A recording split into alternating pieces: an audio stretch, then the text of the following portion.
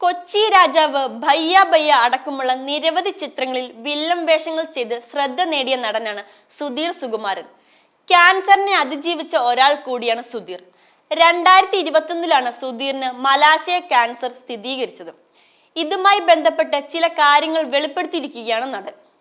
രക്തസ്രാവം ഉണ്ടായെങ്കിലും പൈൽസ് ആണെന്ന് കരുതി ആദ്യം അവഗണിച്ചിരുന്നുവെന്നും നടൻ പറയുന്നു.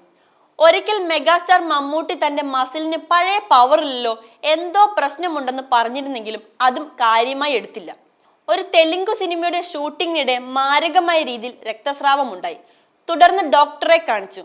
വിശദമായി പരിശോധന നടത്തിയതോടെ ക്യാൻസർ ആണെന്ന് കണ്ടെത്തി. ഉടൻ തന്നെ ശസ്ത്രക്രിയ നടത്തി. ശസ്ത്രക്രിയ കഴിഞ്ഞ് 1 മാസമായപ്പോഴേക്കും സംഘടനാ രംഗത്തിൽ അഭിനയിച്ചു. ഇതിനിടയിൽ പലതവണ തുന്നലിൽ നിന്ന് ചോര വന്നെന്നും തിരുവല്ല ബിലീവേഴ്സ് ചർച്ചിൽ നടന്ന പരിപാടിയിൽ അദ്ദേഹം പറഞ്ഞു.